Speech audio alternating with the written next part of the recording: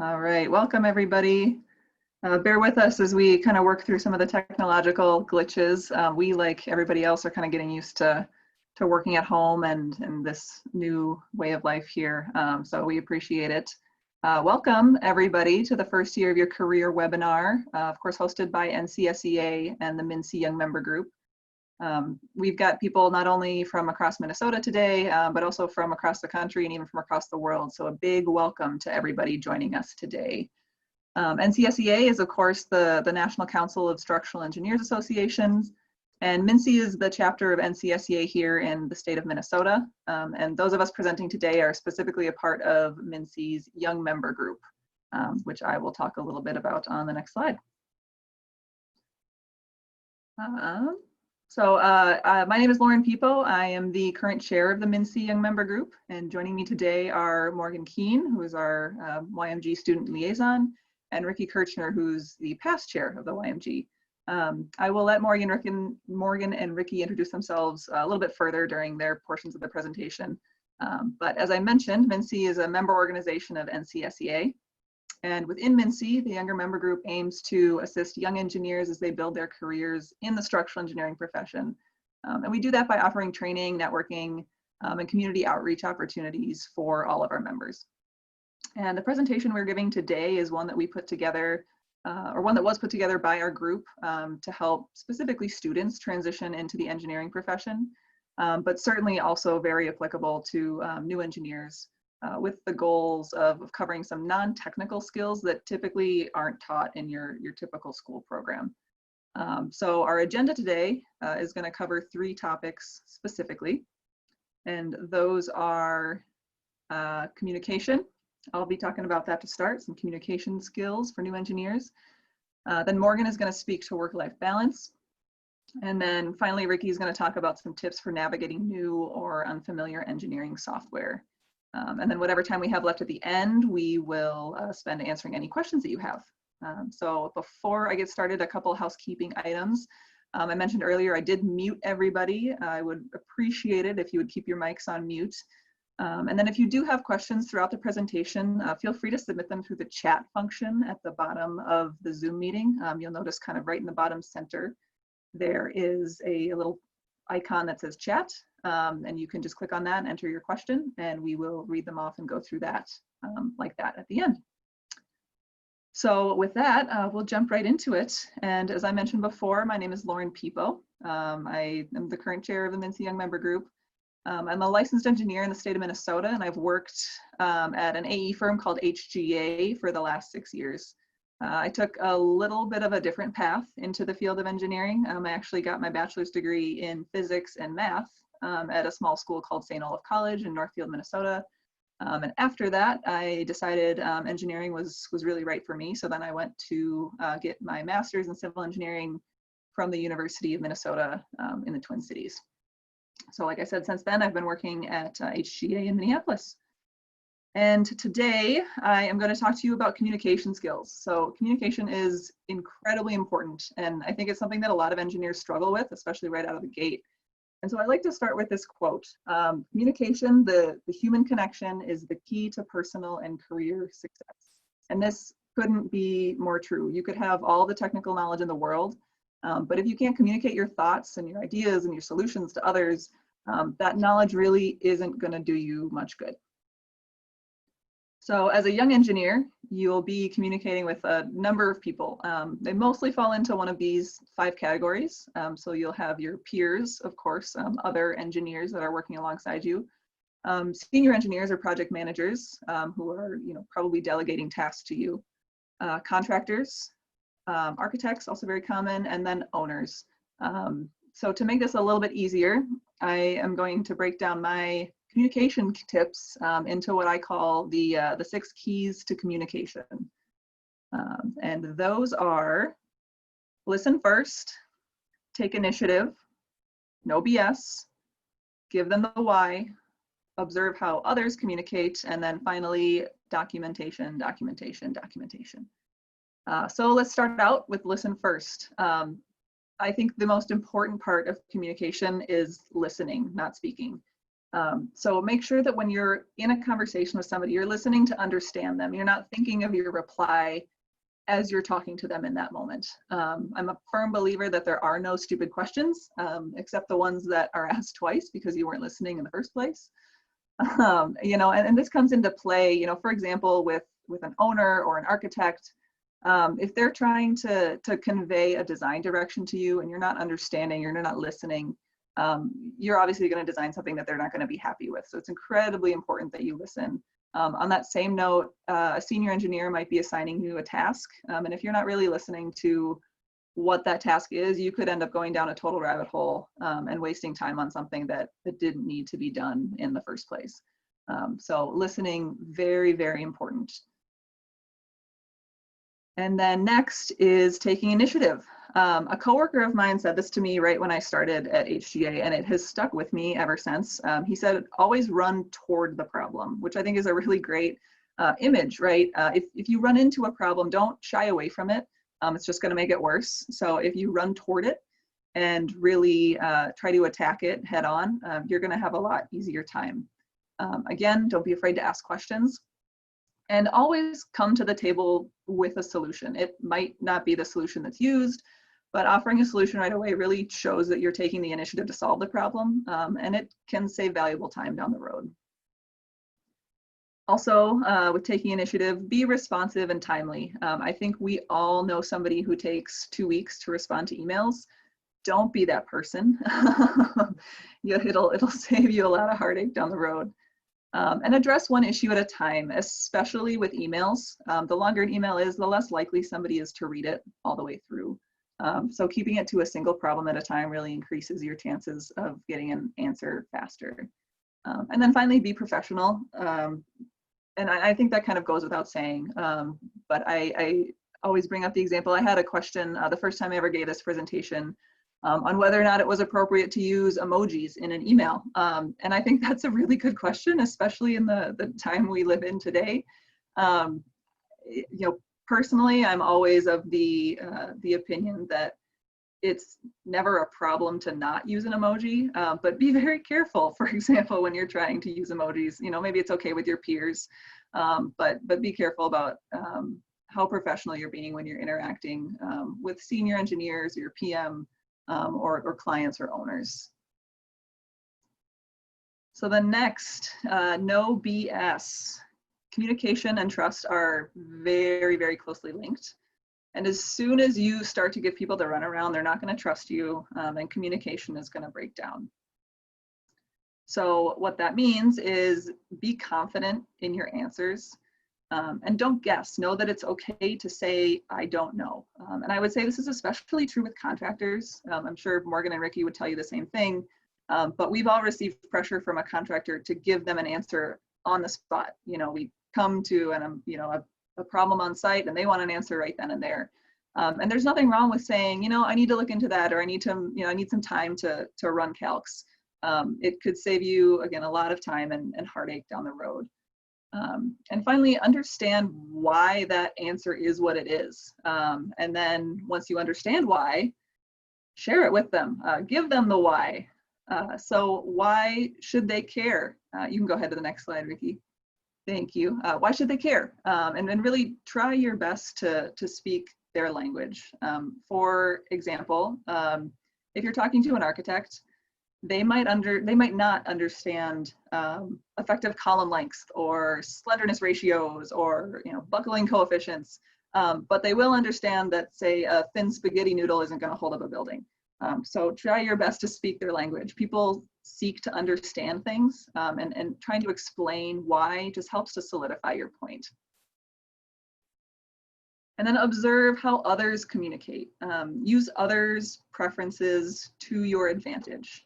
For example, when I first started out as a young engineer, I loved email.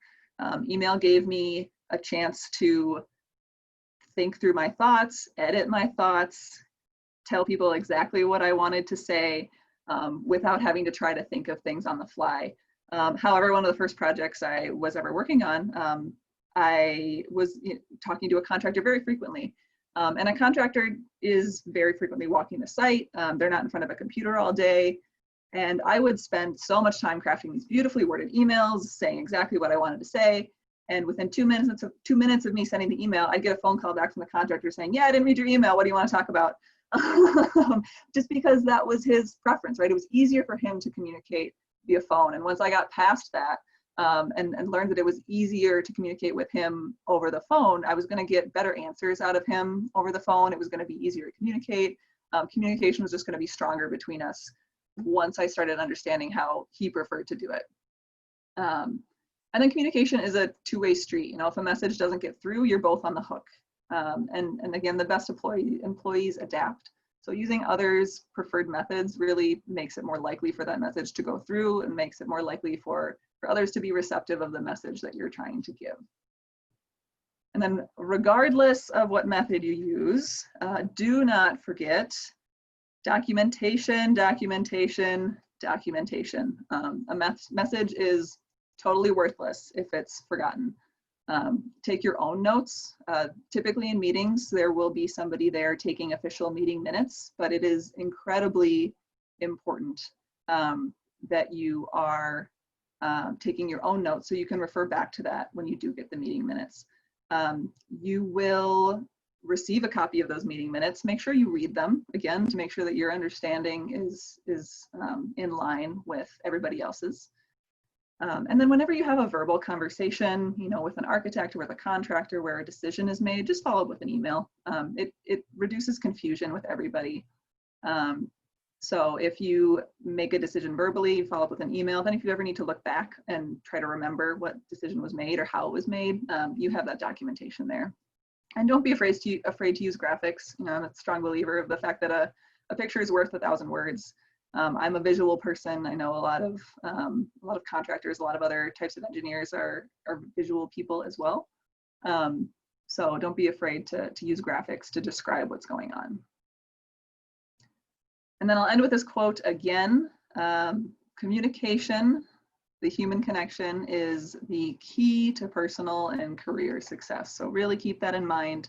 Communication is definitely a learned skill. It's not something that you're just gonna roll out of bed one day and know how to do. It's just like any other skill, it takes practice. So please don't be afraid to practice it. And with that, I am going to hand this over to Morgan to talk about work-life balance. Thanks, Lauren. Okay, I'm gonna talk about balancing acts of young engineers. My name is Morgan Kuehn. I'm a structural EIT at BKV Group. I was going to take my licensing exam last Friday, but it got canceled, so still an EIT. I grew up in Minnesota, went to the University of Minnesota for undergraduate in civil engineering, and then directly went to graduate school for civil engineering too. And I've been working for almost, I guess I graduated about 2 years ago. Yep. Okay, next slide. Just a little bit of preface. I've really tried hard to make this presentation very broad so it can apply to everyone in civil engineering. Some of my specific examples are specific to structural, but I think everyone can kind of get the gist of it. Now that all of you are ready to go professional, one of the biggest things that I found is trying to find a balance between accuracy and efficiency. When you're in school, you have infinite time, or essentially infinite time, to kind of design a beam to solve a problem. And sometimes, you know, that's what your homework is made for. It's to optimize an actual beam. But when you're in the real world, you know, sometimes it's more complicated than that. And you have to figure out when you need to kind of just hit a really big hammer at the problem and, you know, be safe and design something safely, but maybe not the most efficiently. And if you go to the next slide, I have an example. This is a plan view of a steel framed building, and you can kind of see it's very complex. There's a bunch of holes, you know, there's some facades on the side. So a lot of these beams are very differently loaded, meaning the design would be different. But if you kind of look at the middle, you can see that a majority of the beams are W14 by 22s, meaning that probably the design engineer just kind of looked at it, took the worst case, kind of just decided to design that beam, and then made the rest of them W14 by 22s. Some of these beams could maybe be slightly smaller, but for the sake of efficiency, over accuracy, this is probably an efficient method in the professional sphere. Something else that's really important is a lot of engineers that work for private firms. Basically, private firms care about their bottom line, and what allows them to get to their bottom line is billable time. Some firms call this, use different terms, but there's basically billable time and non-billable time. So billable time, you know, examples of that are actual design works. It's you sitting down doing calcs. It's you in project meetings with either an architect or a contractor, or maybe even your peers talking about it. It's directly kind of project related. And then you have this unbillable work, which is still important, but admin tasks, and then professional development, which is important for an individual, but doesn't actually make directly an engineering firm's money. So being able to determine when is the appropriate amount of, how much is the appropriate amount of billable time versus non-billable time to actually spend in a day is important. And good engineering firms are going to value you actually spending non-billable time to make yourself better, to promote yourself. Professional development specifically is very important, and a lot of firms really encourage people to be involved. So on the next slide, there's a couple, I have a collection of kind of logos, and these are a little bit Minnesota specific because that's where I am and that's what I know. But I just kind of wanted to impress how important it is to get involved out your job. Me being involved in MNSEA has allowed me to reach out and meet other engineers that are at different firms, talk to them about stuff, create a broader network of just maybe the 6 engineers that you actually work with. So whether you're in transportation or civil or structural, anything, there's a bunch of organizations, no matter where you are, that you can get involved in. When I was in school, I'm not sure I completely understood that when you go into engineering, there's kind of a lot of different paths to go to. I was always like, well, I'm getting a civil engineering degree, so I'm just gonna go and, you know, be a structural engineer, and that's like specific, but even within structural, there's a million different branches and ways to go. So when you're transitioning specifically from the academia to professional, you don't need to have everything figured out, but it's important to keep kind of questions in the back of your head of what you want to be doing in 10 years, or constantly asking yourself, constantly reaffirming that you're kind of on the right path. And one really important question is whether you kind of want to be an engineer that's more focused on breadth or depth. For example, you know, breadth jobs are pretty much anyone that's like directly related to construction. You need to know a lot. You need to be able to go out on a job site and be able to talk to, for example, someone that's building a building, you have to talk to the steel fabricator and then the concrete person and all that kind of stuff. Similarly, the structural engineer of record, which is kind of what us three, me, Ricky, and Lauren, all work for firms that have structural engineers of record. They're basically the ones that are in charge kind of the entire building. And, you know, that includes the rebar and the concrete, but also potentially the facade system and all those kind of things. And the structural engineers utilize depth engineers to be able to get everything actually tight and right. So some depth jobs include precast concrete engineers. They understand precast concrete super well. They know how to design it super efficiently. So that's what they do all day, every day. They have this little niche pocket of knowledge and they're really good at it. Similarly, you can have kind of more of an analysis specialist job, like a vibration specialist engineer or an earthquake engineer. And, you know, I've talked to a bunch of my friends. I have a lot of friends in transportation, and they've kind of echoed this same thing, is that, you know, there are depth jobs and there are breadth jobs. And when you're out of school, you don't necessarily know what you want, but it's important to be thinking about it so that maybe in 15 years, you're not stuck in a place that you don't want to be at.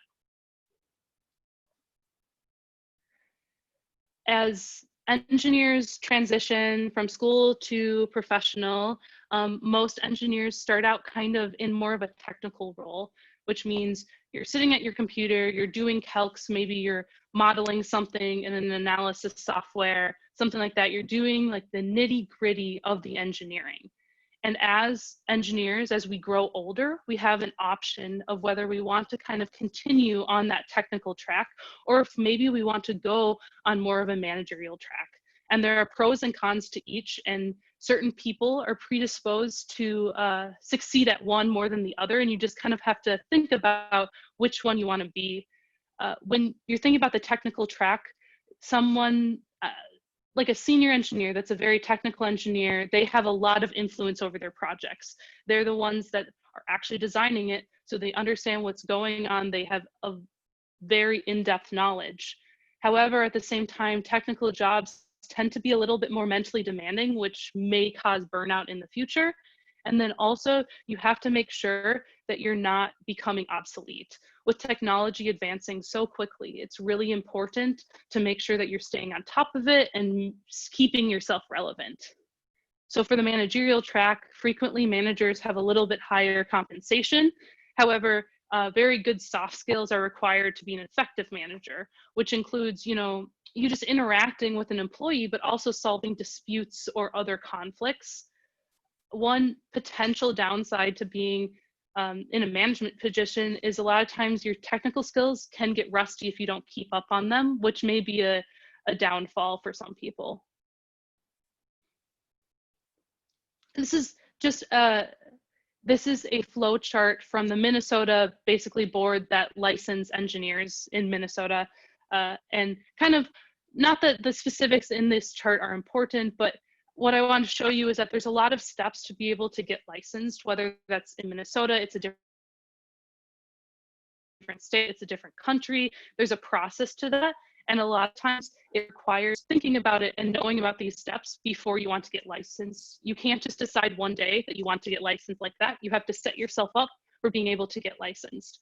And most civil and structural jobs, you have to, most civil and structural jobs are jobs that benefit from being licensed. Even if you aren't actually signing drawings, most firms kind of value people that have got their licensure. So it's just something to keep in the back of your head to make sure that you're setting yourself up to be able to get licensed if that's what you think is best for your career.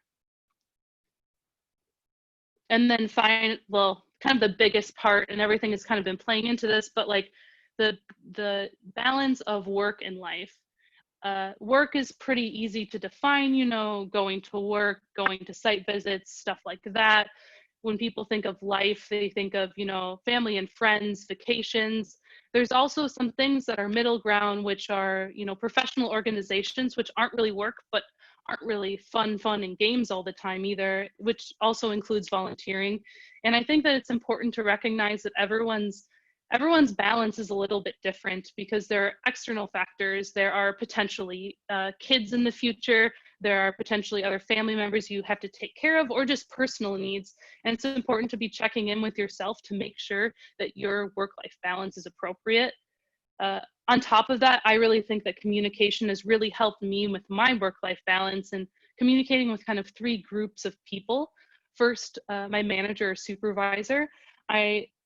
Especially during this entire shelter at home kind of crisis, it's been really important. I've been checking in with my supervisor all the time, explaining when I think I can work more, when I kind of need some time to myself, so that he doesn't necessarily have expectations that I can't meet, and that I'm making sure that I'm meeting his expectations. Additionally, it's important to check in with team members. So if maybe you're taking some time off or you're working some more, your team members are aware so that they can schedule their lives around that, potentially if they have to too. So if you have a deliverable and if you have a deliverable but you're going to be gone, they can kind of work around that, fix it. And then finally, it's really important to communicate with your family and friends. Your family and friends should all love you, and sometimes maybe you have to work a little bit more and you have to explain that to them so that they maybe can back off a little bit, or maybe you need to be like, I need a vacation, I need to get a drink, just to make sure that they can be there for you to help support this balance. This is just a little bit about my life. I mean, kind of describing how all of this makes up my life. You have in the top left is me volunteering. I tried curling, that's last winter for the first time. Going to the Minnesota State Fair, which probably won't happen this year, but drinking fancy beer there, going camping at Glacier National Park, which is one of my favorite vacations. And then finally, you know, work, going on a site visit, and how all of these things kind of make up my life. And I have fun doing all of them because they're all in correct balance. And then finally, kind of figuring out the balance between valuing things, basically valuing your job, and also valuing yourself. So you can be passionate about engineering. You can even sometimes be passionate about facets of your job. But I really think that it's important to not be defined by your job. You need to have passions outside of that. You need to figure out kind of who you are. And part of that is paying attention to your mental health and making sure that you're not just spending too much time on your job because that's what's easy, and making sure that you're checking in with yourself constantly and valuing both things. If anything, I just want you to take away 3 things from kind of this whole balancing professional and professional life. Is it's really important to learn how to work efficiently but accurately.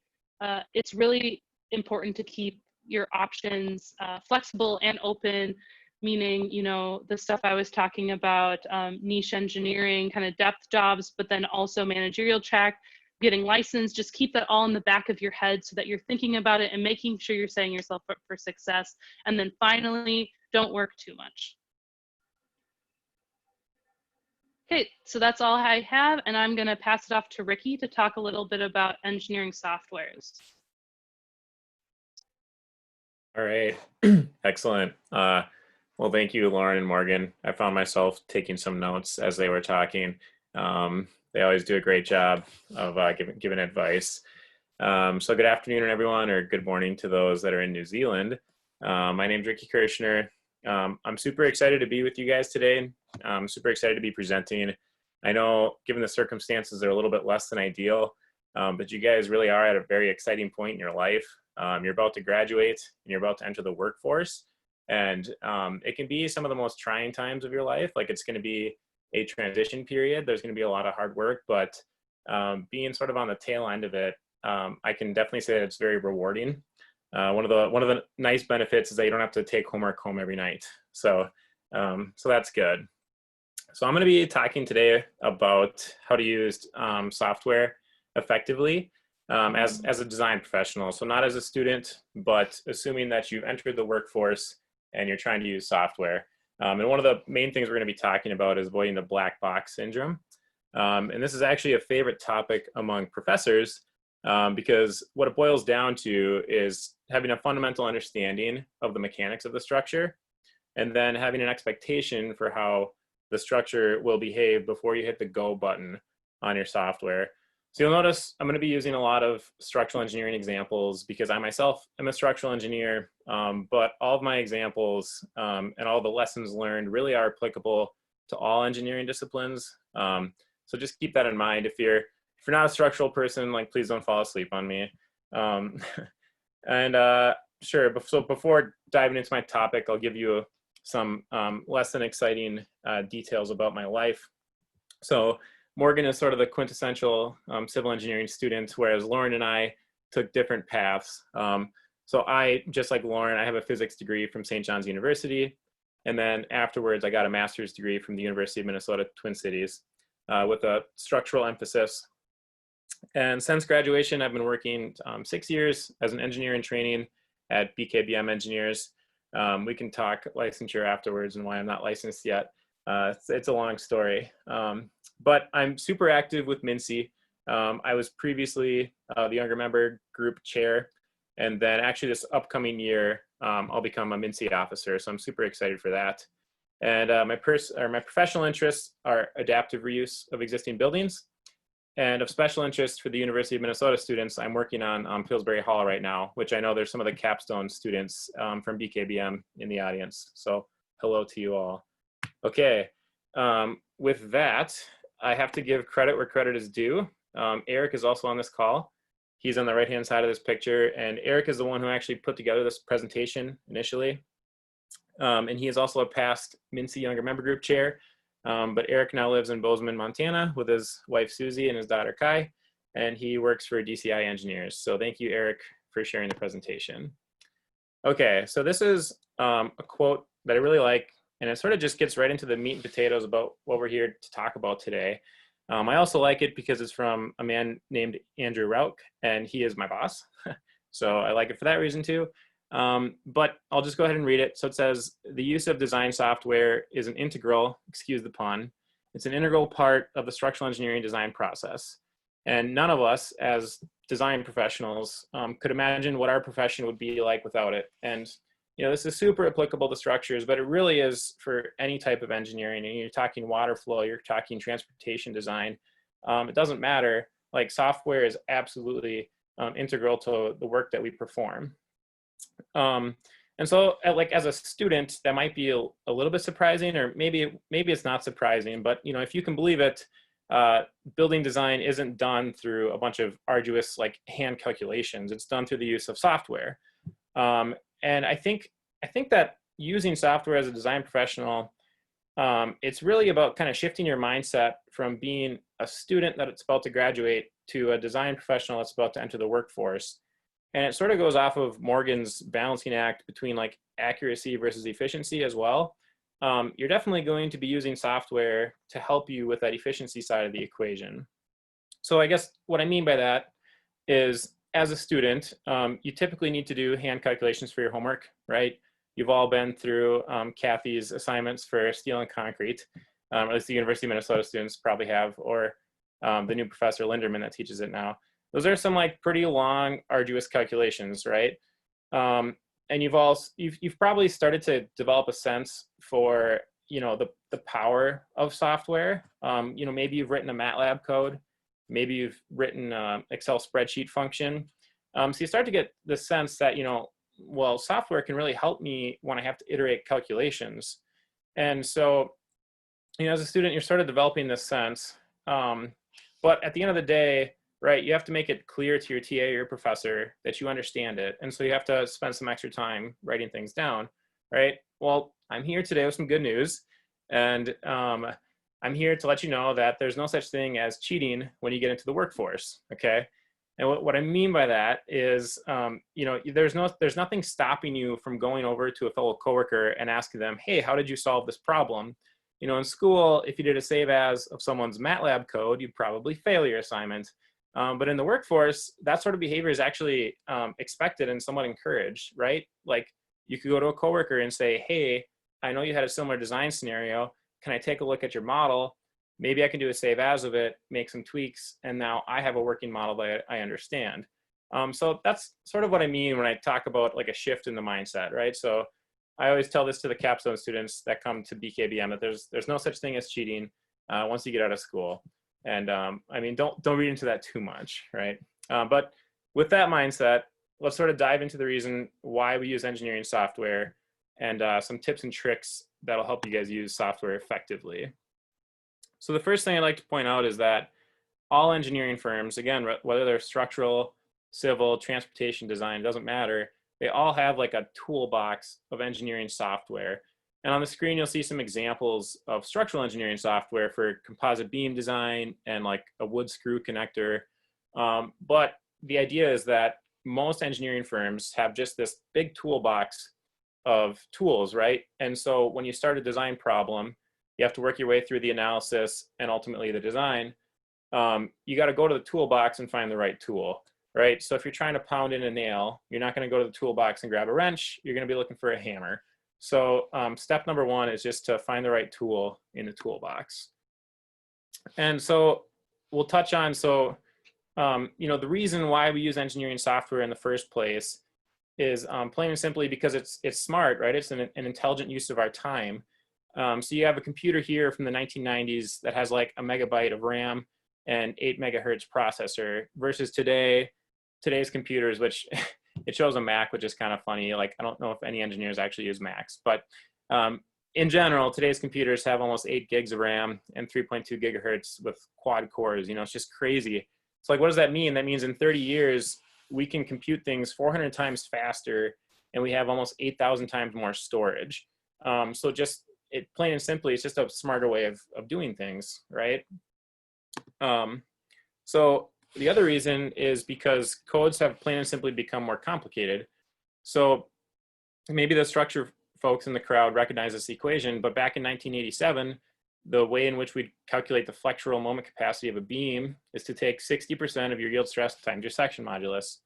And now in 2020, I'm not even going to read out those equations because they're so long and complicated, but it has to do with, unbraced length, yada, yada. And it's not to say that, these new methods are bad. And in fact, they're good and they're great and they provide a greater factor of safety. But you can imagine trying to hand calculate the 1987 equation versus the 2020. I myself would want to calculate by hand to the 1987 one, right? So just because of how complicated our codes have become, it's a cry for something to help us, and that thing that's going to help us is engineering software. So there's sort of a downfall to using engineering software, and these are some of the problems that you might encounter when you use engineering software. The first would be incorrect application, right? So when I talked about grabbing a tool from the toolbox earlier, I said grab a hammer if you're going to pound in a nail. Well, if you grab the wrench, you might eventually get the nail in, but it's going to take you like a lot more whacks. So make sure you're getting the right tool from the toolbox. Be careful with default inputs. They're a blessing and a curse, right? They're a blessing because sometimes they have industry standards incorporated into them. So one that I think of right away is like, concrete strength for a footing. I almost every day use 3000 PSI compressive strength for my footing. That's probably defaulted into a lot of programs we use. And that's nice because I don't have to enter 3000 every time I go in. However, they're dangerous because if you don't understand the reason why it's set to 3000, you might be overlooking something, right? Maybe you're designing a grade beam and you want to increase that strength now. So they're a blessing and a curse, and they could potentially cause you some problems. This one is kind of funny, like loads factored versus unfactored. It's a problem I ran into actually more than I'd like to admit when I first started. But when you're entering, the idea is like the garbage in versus garbage out concept. You have to know what you're inputting into the software to understand what you're getting out of the software. So if you're inputting loads that are factored, and then your software applies another factor to them, your loads are maybe 200% greater than they need to be. And so your structure is 200% stronger than it has to be. So it's just another place where software can trip you up. Additionally, this is more related to structures, but if you have an inadequate support condition, it can also cause you problems. And then finally, this is definitely a carryover from school, is like units. I have a pile of scrap paper where I'm constantly like double checking my units, right? I punch a bunch of stuff in my calculator and then I go through and check the units. It's absolutely imperative that you always check your units. And I hope that this is a carryover from school as well.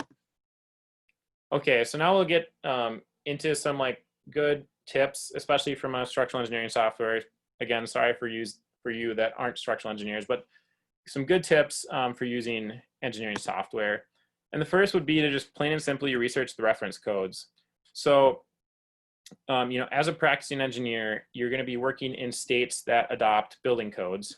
And those building codes then direct you on how to design specific, as a structural engineer, specific materials, or, as a bridge engineer, specific codes used under AASHTO. So there's almost always going to be a code that you should refer to, and it'll give you a lot of direction on how to design your material, right?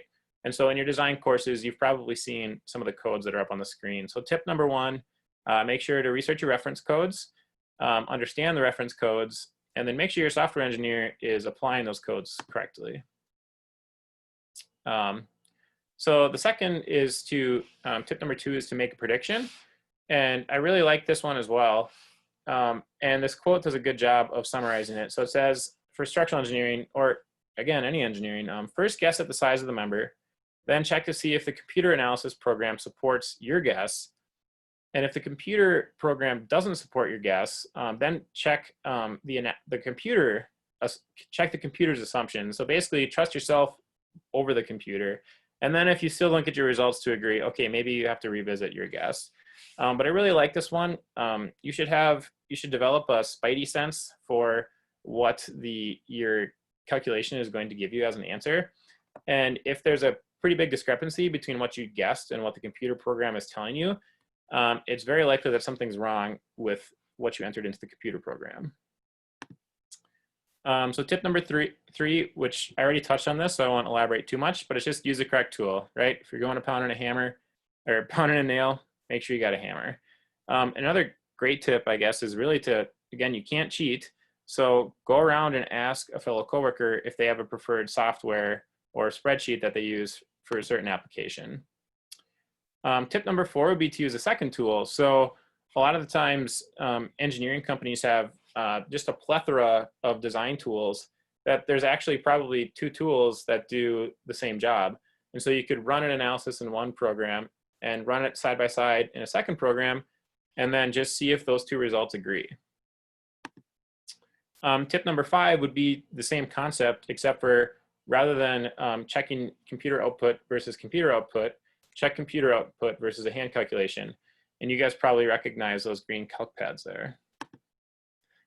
Tip number 6, this is my favorite one, specifically from like a structural engineering perspective, is to look at the deflected shape.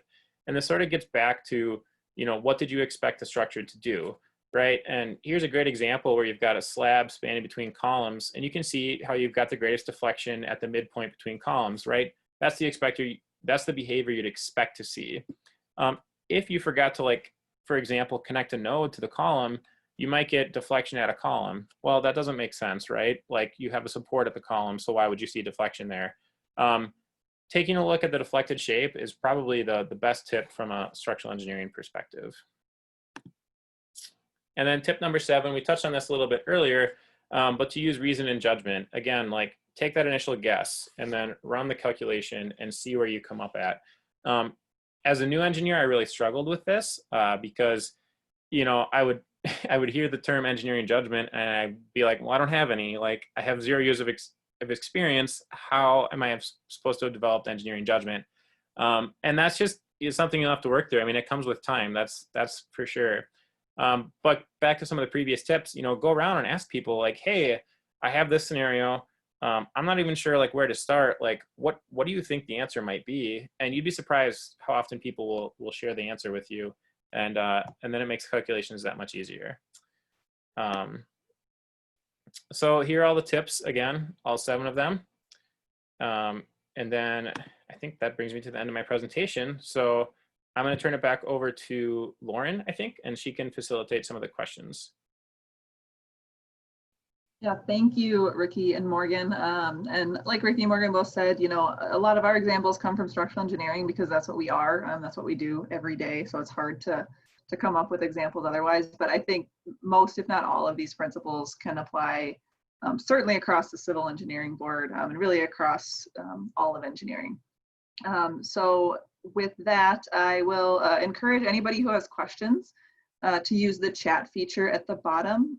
You could chat one of the 3 of us or chat the whole group, and we will be able to answer any questions that you might have about communication or balance or structural engineering software, or really anything else about what it's like to be a new engineer.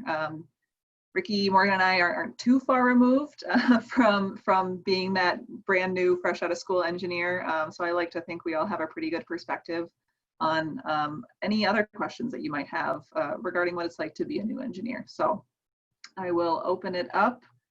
Morgan, do you know if we have any in yet? I don't see any. Nope, I don't see any.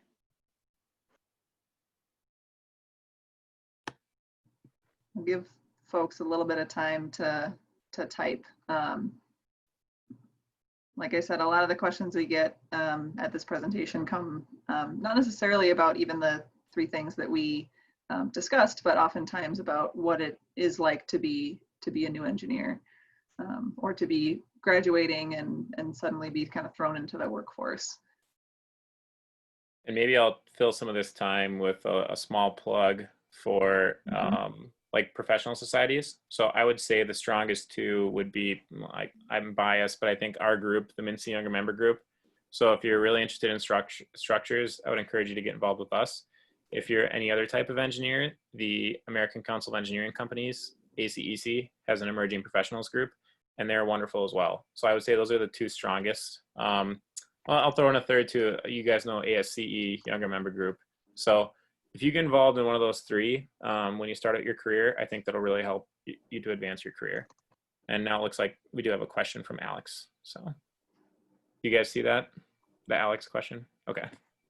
Yeah, Ricky, do you want to start off? Yeah, sure. So Alex asked, what are the main pros and cons to being a chartered professional? And, quite honestly, I'm not sure what he means by that. Do you guys know what he means by a chartered professional? I would assume licensed perhaps is. Yeah, Sure. that's, yeah. Okay. Well, Lauren, you're the only licensed one among us, so go ahead. Sure, yeah, absolutely. So in terms of the benefits to being licensed, I mean, there are a lot of benefits. One, you can sign your own drawings. At least in the States here, you cannot sign drawings, obviously, if you're not licensed. And a lot of firms put a lot of value on being licensed. You're more marketable, you're more valuable to them. I will say it typically comes with kind of a nice pay bump when you get licensed, because your firm can charge more for your time, so they can pay you more, which is always nice. In terms of a downside, I wouldn't say there's a professional downside to being licensed. The upkeep that comes with that license might be a downside for some. So for example, it's different for every state, and I presume every country. But in Minnesota, for example, you need a certain number of hours of continuing education to renew your license. So my license comes up for renewal every 2 years. And we need, I think it's 24 hours of continuing education. So going to webinars, it's just a little bit of upkeep and maintenance on your part. The other downside, I guess, is just having to study and take the test in the first place. It is, depending on your engineering discipline, it's a pretty long test. It's an important test, and it's a big test, and it's certainly a stressful time. But personally, I would say it's well worth it. And professionally, I can't really think of a downside to being licensed. I would say that, and the biggest, sorry to interrupt you. You go, Ricky.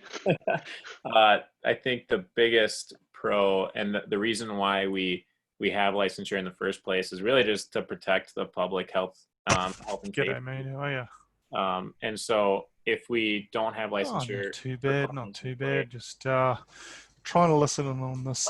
Could I remind people to mute themselves, please? So just the short answer is it protects the health and safety of the public. So that is a huge pro. And Morgan, did you have something more to say? Yeah, I was going to say that what I've learned, even within probably the past 2 years, is basically who signs drawings really depends on the firm you're at. Sometimes it's one person for an entire structural department. Sometimes it's shareholders. Sometimes it's any licensed engineers. So especially if you're thinking about how valuable you would be potentially moving jobs, you never know what kind of process a different engineering firm will have, and it would never be a negative to actually be licensed. Definitely.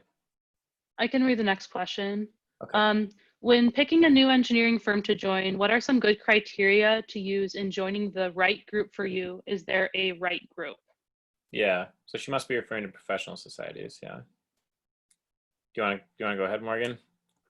I mean, when I was in grad school, I was trying to figure out kind of which organizations I wanted to be a part of when I was done. And I went to a couple of meetings, and I mean, all the people I met are great, but I instantly could tell which groups I clicked with and which I didn't click with. So I think it's really kind of just going and feeling it out more than anything. That's some good advice. I know a lot of younger member groups have websites nowadays. And so you can do quite a bit of research just sitting on your couch. And so, just Google them. Don't spend more than 5 minutes on each one, but just see what some of the stuff they're up to. I mean, if it's convincing for any of your structural folk, the MNSEA Younger Member Group has won Younger Member Group of the Year twice within the past 4 years. So that's a nationwide competition, and we compete against 35 other younger member groups. So humble brag, but we're pretty awesome. And there's other great young member groups that I had already kind of mentioned. Another one I just thought of too is this is SWE, so Society of Women Engineers. They do a lot of great work as well. So yeah. Yeah, and I'll just add most organizations, you don't have to necessarily join before you can come to a meeting. You can feel it out. try going to an event. Especially the younger member groups are holding events every month, or sometimes multiple times a month. So it's a great chance to just dip your toe in, go to an event, see if you like what they're doing, and if you're getting something out of that organization as well, and if you enjoy the people. So don't be afraid to go to multiple. I think when I first started, I'm still involved in multiple organizations, but when I first started, I would just go to as many organizational events as I could. And it's a great way to meet people and to understand what all these different groups are about. How would you balance using hand calculations for a better understanding of the formulas for formulas and engineering concepts to using software to get the job completed efficiently and on time? So for me, at least, I've found that usually, especially earlier when I just started, before I used software, I would always calc something by hand at least once before I actually used the software. So if I had never designed a CMU lintel or something, I would make sure to actually do the hand calc before I actually use the software. And then sometimes even now I'll do a hand calc just to make sure I'm understanding it, but not as frequently. yeah, I'll echo that. That was actually one bit of advice I was going to offer during my presentation, and then I forgot. But that was probably one of the best pieces of advice I got from a senior engineer. He said, do it once so you trust the software, and then convince yourself of it, and then never go back to hand calcs. Which I would caution to never go back to hand calcs. But the idea is, you just got to gain the confidence in the software that is doing the right thing. I mean, if at any point you're not confident that the software is giving you the correct answer, pump the brakes, back check it with another piece of software or a hand calculation. But it's tough. I'll say that for sure, especially as a new engineer, it's very tough because it's demanding. There's the business side of engineering. And so you're trying to be efficient with your time, but produce accurate results. And it is a tough balance, especially the first couple of years. But hopefully, doing it once, convincing yourself, and then trying to utilize the software available, that'll help. And just ask people like, hey, how did you do this your first time? Because you've got probably 40 other people in your office that have done that calculation before that can give you an answer. So there's no shame in asking. Yeah, and I mean, even, like Ricky was saying, I don't know that I will, unless I start going into more of a management track, I don't know that I'll ever stop doing hand calculations. Of course, most of my time is doing software calculations, but there are a lot of problems you run into that, might not be a good fit for software, or might take more time for a piece of software to do, or it might just be, a super simple problem that you can do on the back of a napkin in a minute versus trying to set up a whole computer model. So, definitely don't try to overuse software where it's not necessary. I like hand calcs, maybe I'm a dinosaur, but. And I will, before we go on to the next question, I did get an awesome comment from Kathy with another good thing to mention with regards to communication and finding problems. So if you do find that you have made a mistake or you find a problem, please, it's absolutely important that you bring it to attention ASAP. Come to your boss, come to the project manager with some solutions, because obviously you're the most familiar with the project, with the job. And that goes back to showing initiative too. So that's a really great comment, Kathy. I mean, not only is that the right thing to do, but we're also, we're ethically obligated by law to speak up when we see something that's not right, even if that's your own work. And I think the engineering community is very accepting. They understand, everybody makes a mistake, and it's way better to catch that mistake before it becomes a big problem than to try to sweep it under the rug. So thank you, Kathy. That's a great point, Kathy. I actually have a personal example where I caught myself, like I caught that I had missed checking something, and we had already issued construction documents, and I just fessed up. I went to my project manager, and it was a terrible conversation. It was like not fun at all. But being on the back end of it, I'm so glad I did it. The end result was that we had to reinforce what was already built, but it wasn't quite as bad as we expected. And it just, the problem would have manifested itself later, and then it would have been a lot worse. So definitely a good point. Yeah. Okay, how do you approach the salary negotiation process / salary review? It's a good provocative question. I've negotiated my salary before, and I think what's most important, especially because those conversations tend to get emotional, and I think what happens is, you come to the table thinking that you have an opinion, and then both parties tend to get very defensive very quickly. I think what I found is helpful, because it can be very intimidating too, is just, like, so if you obviously bring value to your company, so then like write down a bulleted list of like things that you do that bring value, and, do your research beforehand too. There's salary surveys out there. And so you can compare what your level of engineer makes at other engineering firms. And then, be prepared for your manager to say, well, not only is it just your salary, but it's your benefits, right? So you have, healthcare coverage or dental care, or 401k contributions. So if you don't understand that part of your benefits, you might not have a very good salary negotiation, because another firm might offer you a better salary, but worse benefits. So, you need to be thinking of that when I guess do your research would be my one bit of advice. So the next Yeah, I question we agree. have, oh, go ahead, Morgan. No, I was just going to say I agree, and I think you just have to be your best advocate, because no one else is going to directly advocate for you. So you just got to go in with what you want and be okay if you get no as an answer.